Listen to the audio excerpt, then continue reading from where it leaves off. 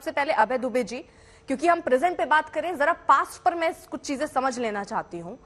इस पूरे मामले में बहुत सारी चीजें कही जा रही हैं, 2 साल की सजा, फिर सदस्यता, ये तो बहुत आगे निकल गए। इसको क्या वहीं पर खत्म नहीं किया जा सकता था अगर माफी मांग ली जाती?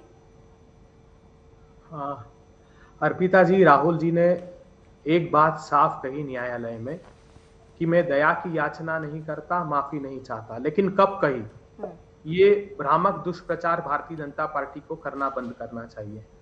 जब न्यायाधीश ने सजा का ऐलान कर दिया, उसके बाद पूछा कि आप कुछ कहना चाहते हैं, तब राहुल गांधी जी ने कहा कि न मैं दया की याचना करूंगा, न क्षमा चाहता हूं।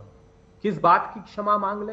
हिंदुस्तान के अंतिम पंक्ति में खड़े हुए लोगों के संसाधनों को लूटकर अगर नीरव मोदी, मेहुल चोकसी, विजय माल्या, संदेशरा बंधु, ऋषि अग्रवाल भारतीय जनता पार्टी की सत्ता की सरपरस्ती में भाग जाएं और उस पर राहुल गांधी जी अपनी आवाज मुखरता से उठाएं, उस बात के लिए माफी मांग ले। किस बात के लिए सदन में राहुल गांधी जी कहें कि 38 शेल कंपनियों से स्टॉक मैनिपुलेशन करके हजारों करोड़ रुपए का घोटाला हिंदुस्तान में किया है, जिसकी जेपीसी की जांच के लिए भी तैयार भारत की सरकार। ठीक है अभय जी, ये बहुत वाजिब चीजें हैं, जो मुद्दे हैं वो तो विपक्ष उठाएगा और वो आपको अधिकार है, उस अधिकार से तो आपको कोई नहीं रोक रहा है।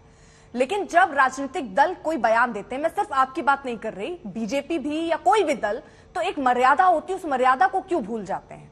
आप इसमें सारे मोदी चोर कहने की जरूरत क्या थी? आप उन लोगों के बकायदा नाम लेकर कह देते। और जहां आप माफी की बात कर रहे हैं, मैं एक बात समझना चाह रही हूं, चौकीदार चोर है, यह बयान भी राहुल गांधी ने दिया था, इस पर राहुल गांधी ने माफी मांग ली, वो मामला वहीं पर ठंडे बस्ते में चला गया, खत्म हो गया।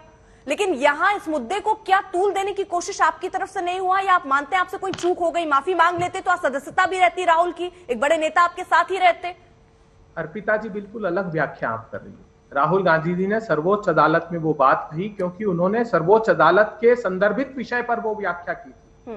उन्होंने इस बात के लिए माफी नहीं मांगी। राफेल का मुकदमा उठाकर देख लीजिए, 3-4 पैराग्राफ में गलत तथ्य आजाद भारत के इतिहास में पहली बार हुआ और सरकार स्वयं संशोधन याचिका लेकर सर्वोच्च अदालत गई कि हाँ, इन पैराग्राफ में गलती और बुनियादी गलतियां थी। पेगासिस के केस में भी यही हुआ। सर्वोच्च अदालत ने कहा कि सरकार ने अपेक्षित सहयोग नहीं किया, 5 फोन में ट्रेसेस मिले, इन्फेक्शन मिला है, लेकिन हम नहीं कह सकते क्योंकि सरकार ने सहयोग नहीं किया।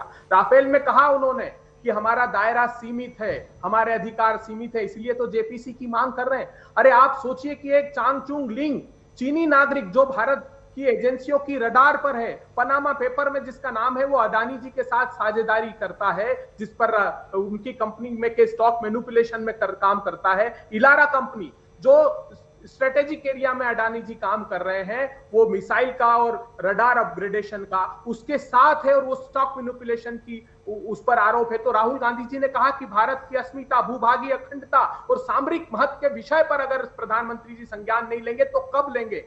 अगर वो कहते हैं कि 2016 से डीआरआई का केस पेंडिंग है, ओवर इनवॉइसिंग करके इंडोनेशिया से कोल मंगाने का अपराध दर्ज है, तो 19 से 23 तक अभी तक कोई कार्रवाई क्यों नहीं होती? 6 एयरपोर्ट अगर अडानी जी को रेगुलेटरी अथॉरिटी, जो एयरपोर्ट अथॉरिटी का एक्ट है 2008, उसको वायलेट करके, मिनिस्ट्री ऑफ इकोनॉमिक अफेयर्स की नाराजगी को दरकिनार करके, नीति आयोग के ऑब्जेक्शन को दरकिनार करके 6 एयरपोर्ट अगर एक को दे दिया। उन्होंने कहा था कि हाई इंटेंसिव कैपिटल इन्वेस्टमेंट है, एक आदमी को 6 एयरपोर्ट नहीं दिए जाने चाहिए, फिर भी अगर दे दिए जाते हैं, उस पर राहुल गांधी जी सवाल खड़ा करते हैं। किस प्रकार एनसीएलटी में रेडियस स्टेट नाम की कंपनी 90% का हेयर कट करके दी जा रही है लोगों को, उस पर राहुल गांधी जी सवाल खड़ा करते हैं। हर्ष गोयनका जी का ट्वीट देख लीजिए, पीएमओ को टैग करके उन्होंने ट्वीट किया।